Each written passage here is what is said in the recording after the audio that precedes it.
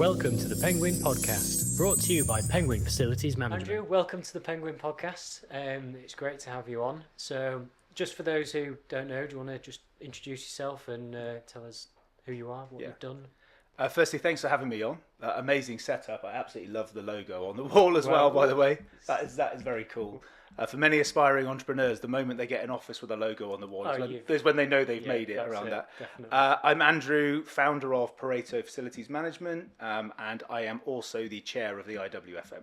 Excellent. Well, yeah, it's great to have you on. And I thought we'd just sort of start with you delving into what you did and how you sort of started off with Pareto. So we kind of both had similar journeys in a way.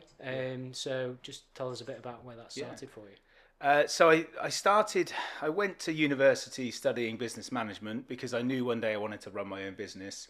In the second year, I came across an internship scheme with a small facilities management business called Rollright, which was in 2007. So I never knew what FM was at that stage. I went and did an 8-week internship with them, and I saw this sector that I felt was very old-fashioned and outdated, and I did a lot of competitor analysis for them in those 8 weeks I was there.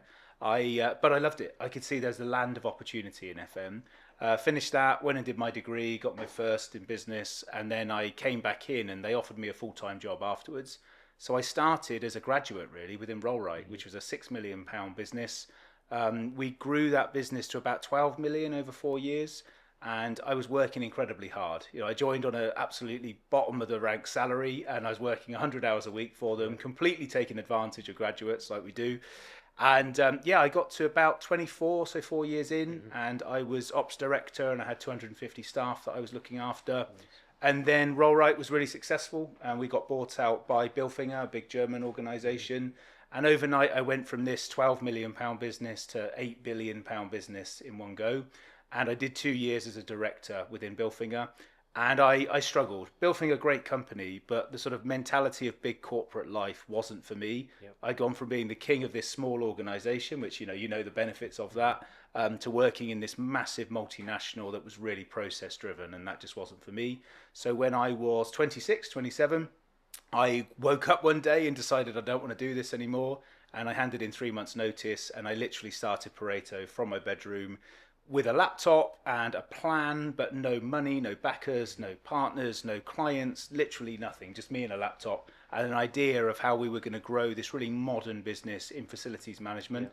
Yeah. And that's how it all started in August 2014. Yeah. So that moment of jumping into, building your own FM company with Pareto, tell us a bit when you had that moment of like, this is it, I'm all in, and how did you overcome, because I suppose for people listening who may be thinking of starting their own business, how did you overcome that sort of initial fear, those worries, maybe self-doubts? How did you get through that?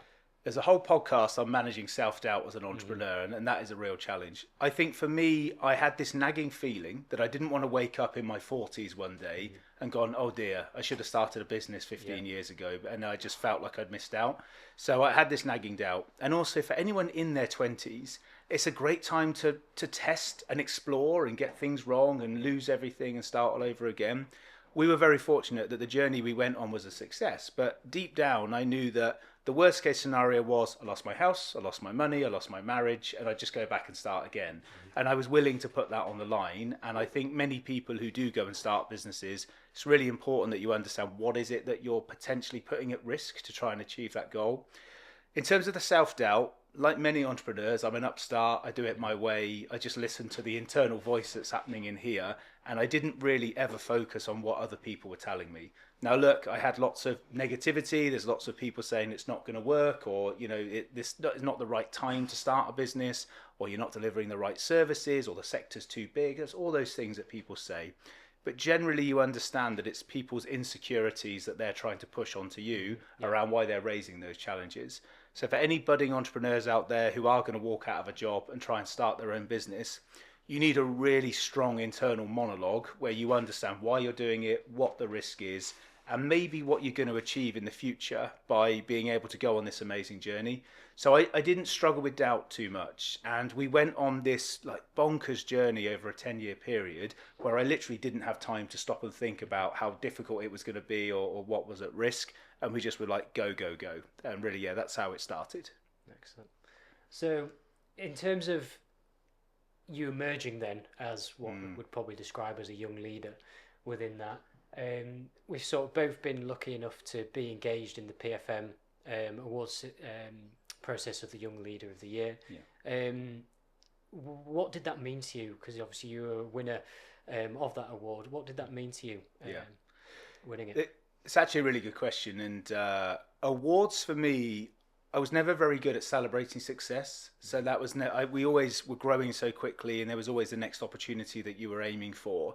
So to actually stop and sort of believe that you'd done enough was something I never did. And actually, advice I give now is you really should try and focus on celebrating those small wins and taking some of the positives, because otherwise you're just grinding, and you never necessarily get to a point that you're happy with it. External awards for me were a validation that we were doing something that was different, that was special, and that we were good enough within the sector.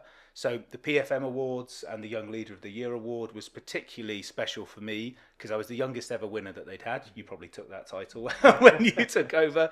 But also I knew it was the beginning for me. It was enough I used to hate networking. It wasn't really part of something I was good at, which people who meet me now, they would find that a surprise.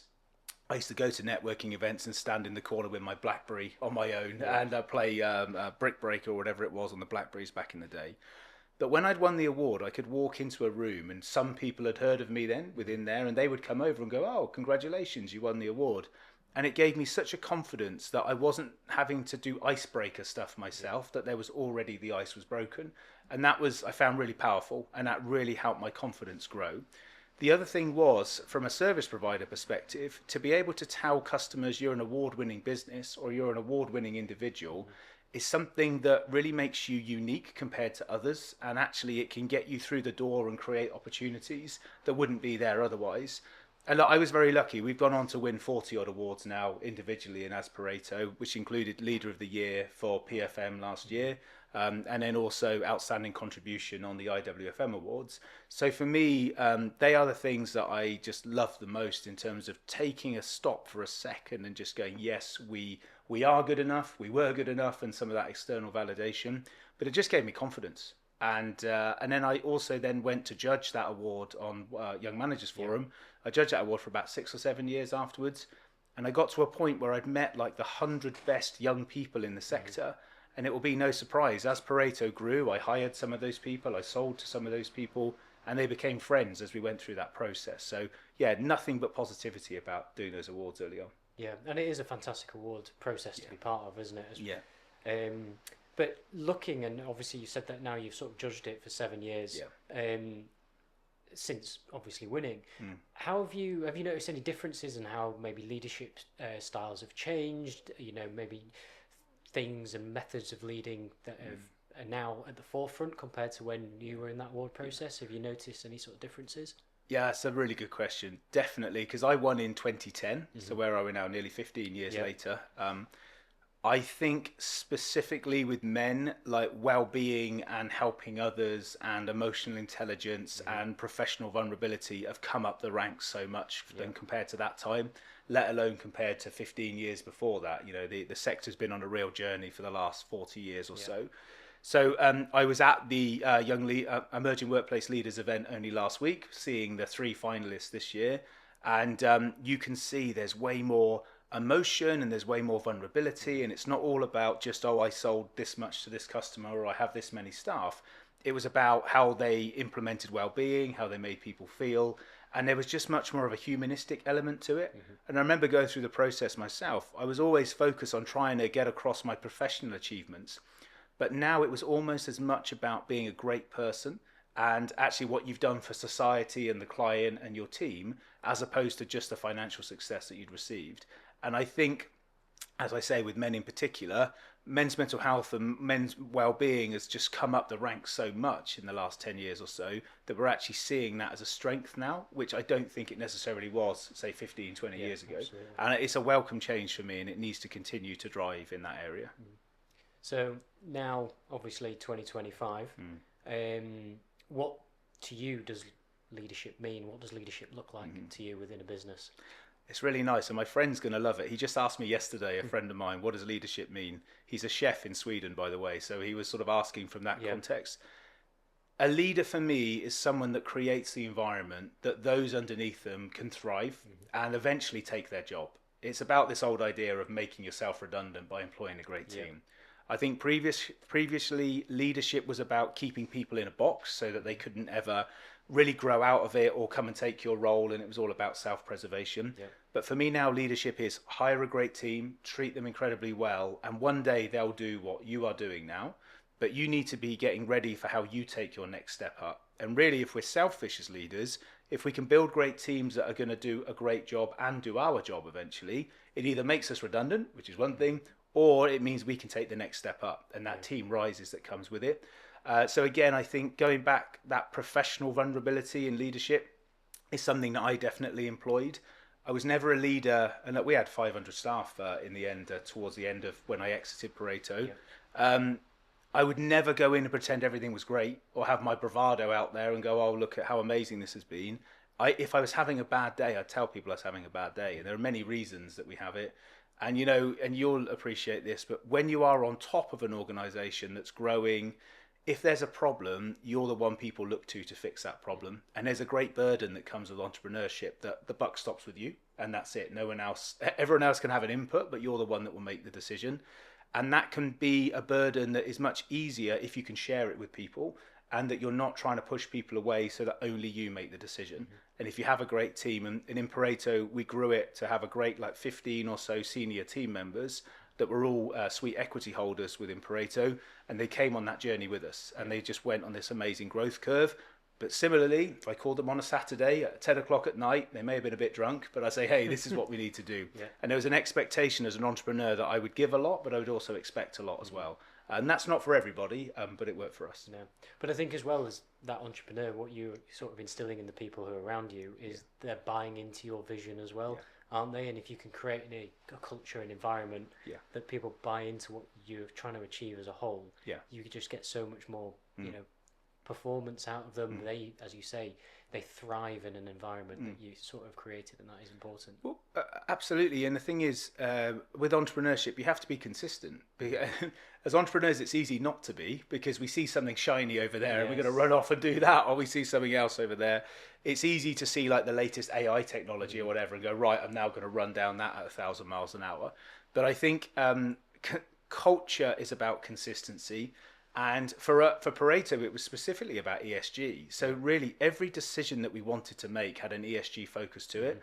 And with my working class roots and a really, vibrant and creative and different upbringing, I had so many rich experiences as a young person that when I came into running my own business, all I ever wanted to do was help people. And for any business leaders and owners out there, I feel as you grow in size of turnover and you start making profit and making sustainable profit, I personally feel you have a responsibility to go and help other people, either within your own organization or outside of it as well. Profit is really hard to make, but also everybody in this world is just trying to make ends meet and make everything happen. The easier you can make their lives, and the easier that then is to build loyalty and bring them on the journey with you. Like I said, with the leadership team, we could do it through sweet equity, but there were 480 other people that we also were trying to deliver a great business to and bring them on the journey as well. And we did have a brilliantly high retention rate, but I always felt we could do more and we could do better. And I think the challenge in FM is, as businesses get bigger, how do you keep hold of that culture? How do you keep that love that comes with having a small team? And there isn't a secret. It's harder as you get bigger. You just need to keep employing a brilliant middle management and senior management level that are going to deliver that culture regardless of what happens. And I think many FM businesses out there will understand that struggle, let alone the big guys that have got 50,000 staff. I do not envy their position of trying to create a culture in that environment. Yeah, it's hard with that many numbers to, ensure that culture spreads multiple offices, different sites, and everyone from different backgrounds as well at the end of the day. So now, obviously, looking back on where you are now, looking back at obviously how you've built Pareto and everything, what would be your advice to your younger self, sort of starting out again and whatnot? Now you've sort of gone through it all. I guess. I do a bit of self-reflection now, having stepped back from 18 months since we did the exit. I think for me, I probably didn't realise the journey I was about to go on, and I probably didn't realise that it would consume every element of my life for 9 years or so. I think as an entrepreneur, you make a lot of sacrifices, and for me, sacrifice was time with my family, time with my friends, time even with my kids early on when they were born as well. So I probably would just give myself some advice that be prepared for that sacrifice. And if you can, try and carve out more time to do more of the things that you like along that way. Because I was so determined and I knew there was an exit coming for me in the future, I was happy to sort of just compartmentalize that, move it all to the side, and just be like, in 6 years' time, I can see my mates. That's fine. You're pushing through, aren't you? Yeah, you just keep going. And we were very fortunate that our growth was really significant. You know, some years we were growing 300% year on year. When you're in the middle of that and you have investment coming in and you have potential future exits and equity and everything, it's very easy just to be entirely laser focused on that. And for us, we knew we were able to keep growing and keep going. So yeah, for me, entrepreneurship is about sacrifice, and it is about working harder than the next guy, because if you don't, then they'll go and take your opportunities.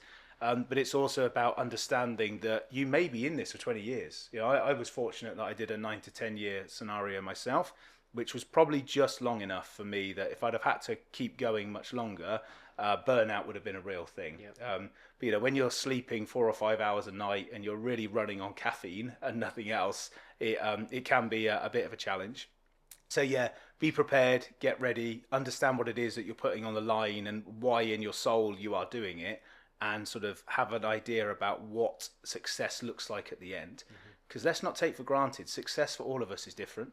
And success might be an 8-figure exit, and that might be what you want to get. You want 10 million quid in your account one day, that's great. But I worked with a business psychologist, and he was saying, look, entrepreneurs, like Olympic athletes, you're swimming towards an island. And for athletes, it's a gold medal. And for entrepreneurs, it's a £10 million check one day or whatever. When you get there, your chances of depression are very high because you are running, or swimming, whatever. You get to the island, you achieve your goal, then what? And I had my then what when I was 37. And actually, so like since then, it's been about what is my life about? What am I trying to achieve? And what legacy am I trying to leave behind? We all take for granted that we're going to live until we're 80, but we never know. And I think that really weighs on my mind more so today. So obviously now that the exit has happened, I know that you've recently become the chair of the IWFM. So tell me a bit more about the role that you're doing there and other things that you're sort of having an interest in, whether personally or, you know, since your exit from Pareto. Yeah, IWFM, I have been a loyal servant to as a volunteer for approaching 15 years now. And my volunteer journey with IWFM has been part of the core success that I had in professional business as well. I started on the risings and I worked my way through. I did judging for a long time. I was on the governance committee. I've been a non-exec for nearly 5 years now, and then just moved to chair most recently. I just think it is a huge benefit to be part of something like IWFM, and a huge privilege because we get voted onto the board as non-exec. So of our thousands of members, we are the ones that get voted to represent the sector. And that actually makes me feel really good because it feels like you've been selected. And although we're volunteers, I just feel like it is a huge privilege to be there. And many people in IWFM are volunteers, and they are amazing people, as we are as a non-exec. So yes, I've just taken over as chair. I think there's some brilliant things about IWFM right now. So we're making a financial surplus for the first time in 6 years, which is a brilliant thing for our steps towards chartership. We have got some brilliant work around IWFM Direct in the academy. Our levels 2 through level 7 training is brilliant. And actually that's really getting good traction within the sector, but we have work to do. So really the membership proposition and the value proposition is where I want to focus. I've come in now at the beginning of a new 5-year strategy. So we're just signing the strategy off now, but it will be focused around all those great things that I've just mentioned, but enhancing what it means to be a member. So why do people want to be a member? Why will they stay? Why will they renew? And really understanding why the turnover is slightly higher than we'd like it to be in membership. So I feel like I've got the bit between my teeth. I'm a bit younger than the chairs they've had before, so I obviously bring a slightly different view of how things should work. But I love IWFM because it's very process driven. They have guidelines, they have governance, they have terms of reference. And if you try and go outside of those, someone will say, no, this is how we do it. Yeah. And in private business, that's not always the way that things happen. So I've learned an awful lot. And it's actually a very deliberate reason I went into IWFM, so I could experience that. Outside of IWFM, I bought a farm over in Oxford. So I live on a farm now. I mainly, most days, are taking the kids out on the quad bike and pick some fruit and make some jam and maybe make some sourdough to eat. I planted my own forest, which, for reference, 86% of it died over the summer. Okay, it is a bit of a challenge. Yes, the driest summer on record. Yeah. So we're replanting that in January. I have just bought a nature reserve, which backs onto my land. So I'm sort of growing my sustainability credentials personally. Life for me is now about balance, and like real balance. And yes, I am fortunate in a wealth perspective, but really what that enables me to do is go back and enjoy my time with the family. And people ask me like what success actually means. Success to me is I wake up in the morning, I have no alarm clock. My daughter comes in who's 6 and gives me a cuddle for 20 minutes, and I'm fully in that moment while we're doing it.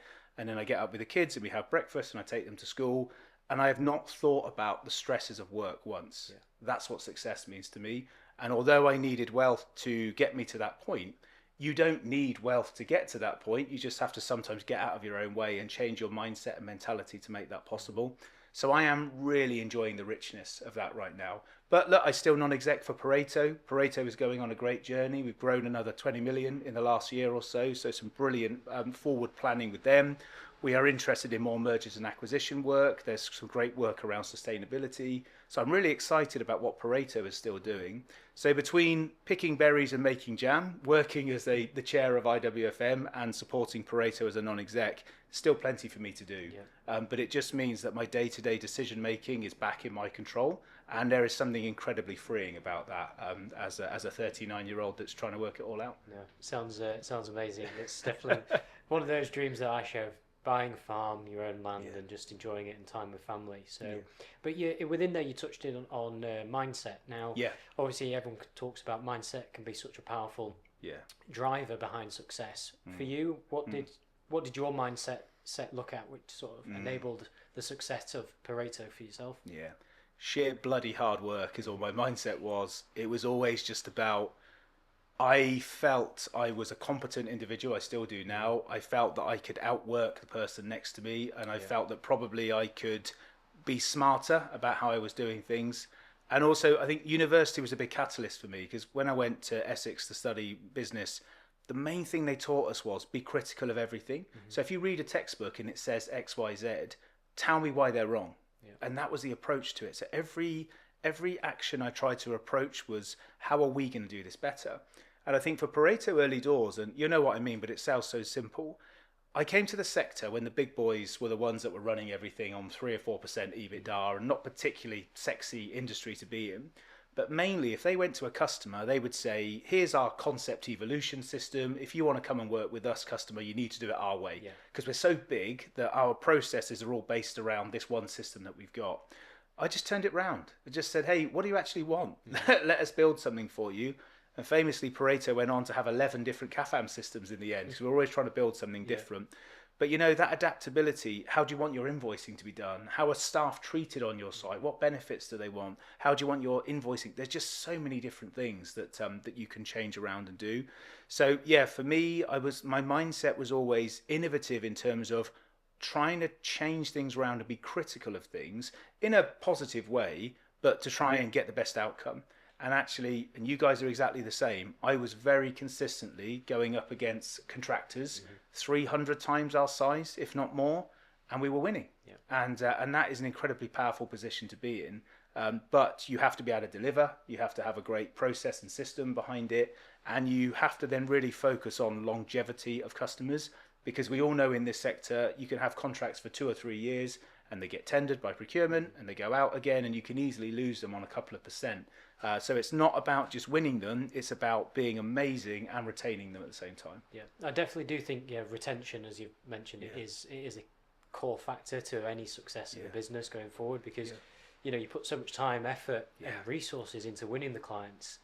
Very hard to win them, but it's quite easy to lose them. And you certainly for ourselves, we don't ever want to become that company where you've got such a big churn and funnel in of potential opportunities and then you lose sight of, you know, ultimately the customers you've built your business on. So yeah, no, it's a very good point and important. Well, if I just come back in as well, we were talking just before this, sometimes negative relationships can soak up so much of your time and resource that the positive relationships just don't get as much as they did before, and in terms of focus, and that can be really difficult because as a delivery manager or as a leader or whatever, you want to go out and have all those wonderful coffees and lunches and conversations and that really proactive strategic stuff.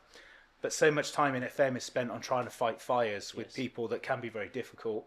And ultimately what that does is it drains resource. There's only so much capacity we all have mentally on a daily basis to deal with negativity. Yeah. And if it's always being sucked up by certain people, it can really impact the positive relationships. And I'd just say for any FM style people that are out there, I've been there, I've done it, I've delivered it, we all have. I know how difficult it can be. But if you're ever getting to a point where it's on top of you, you just need to speak to your leadership team and just make sure that you can find a way to get out of that negativity. Because although negative clients and negative people is something you will always deal with, it's one of those things that a problem shared is a problem halved, and actually you can really try and focus on those things together. And occasionally, and this happened in my earlier career, if you need someone much more senior than you to go in and just have a conversation, that can be really powerful as well. And there's nothing weak about that happening. No, because as well, it's, you know, they're bringing experience, and it's, you know, something that ultimately as a leader, you're always looking to learn as well. So if there's someone there with that bit more of experience that you can learn from, you know, it's a great tactic to use, definitely. And leaders are generally able to take more risks than you are. The worst thing you could do is go and start spouting off to a customer as a middle manager and then get in a lot of trouble yourself. There are certain ways that you deal with negativity, I think. And it's not just customers, by the way. It's suppliers, it's your own team, it's the wider service providers within the sector. There are many challenges around that. And I think men in particular, and, you know, suicide rates amongst under 45s in men is still incredibly high. It's just something that we have to continue to talk about, the well-being of men in particular, to make sure that they understand that if they're in trouble, they just need to ask for help. And construction in particular is a very high suicide rate within men within that specific sector. Yeah, it is absolutely massive, and obviously it's probably an under-researched and underappreciated area is men's mental health. And I know obviously you're a big advocate for it, but is there anything that you've come across in terms of, you know, things that people should be doing to create a better environment for men's mental health within the workplace? For me, it just starts with culture, and culture comes from the leadership team. You need a culture where if someone is having a problem, they're able to raise it. And, you know, it's really basic, but I really love things like WhatsApp. Certainly for Generation Y and Z, they're not always brilliant at talking about their feelings face to face, but what they are good at doing is writing a 5-paragraph WhatsApp message that says this is actually how I'm feeling. And I think it comes back from when we were teenagers and we were trying to send a text to our crush for the first time and not really knowing what it was that we wanted to say. So I think just having open channels, also mental health first aiders, you know, that's tried and tested now, but it's important to have those and make sure they're accessible. In Pareto, something we put in was something called ULife, which is like a well-being management app. And on there is a 24-hour mental health doctor. So you're able to, if you're in trouble or you need to speak to somebody completely unbeknown to the business, which is very important, you're able to go on there 24 hours a day and get some support. I think that's very valuable. And, you know, trying to support everybody with their mental health is something that as I grew Pareto, it was a real focus for us. It wasn't just about supporting all those marginalised communities. It was saying, regardless of what your background is, we understand people will all struggle at different stages, and here's the tools we can give you to try and help with that. Yeah, excellent. Moving things towards the future. Yes. For you, where do you see the industry going, and what do you see driving the industry forward over the next sort of 5-10 years? Obviously, you've had a decade or so in the industry. What does the next one look like? If I look at our IWFM Outlook surveys, so what's important to our members, it tends to be about sustainability and predominantly within cost control and utility management. So I think in the last Outlook survey, the top 5 things that people were interested in, 4 of them were sustainability related. We cannot move away from the fact that the net zero deadline is looming. And I'm very critical of net zero because there are many people making promises today that won't be here in 2050 to deal with what the promises are that they've made. And that's why, so for like Pareto, we're really trying to go down the net zero journey much earlier. So we're looking at 2027, 2028, so that we're able to demonstrate that before the big competitors, we're maybe 20 years earlier than they are, which is a very powerful thing.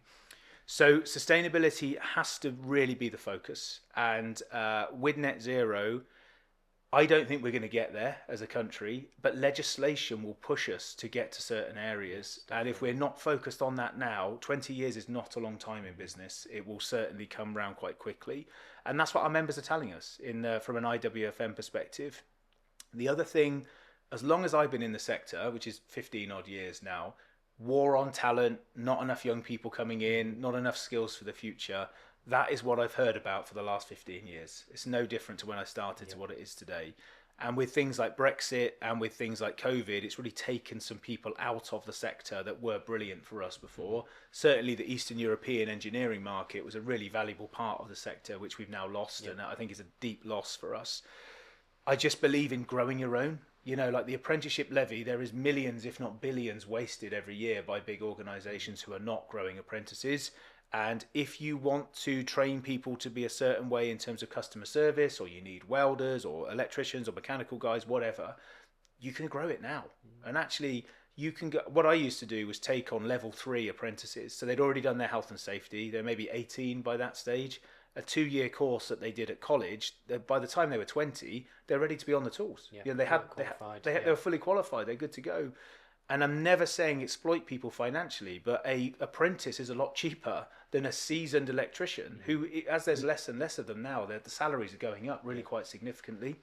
So if I was starting again, I think some sort of apprenticeship academy or school or just something that was consistently spitting them out would be something that I would focus on. Because there are some brilliant young people out there that just give them the opportunity to show you what they can do. And also we have a sector that's aging. You know, we know 50% of this sector is over 50 years old.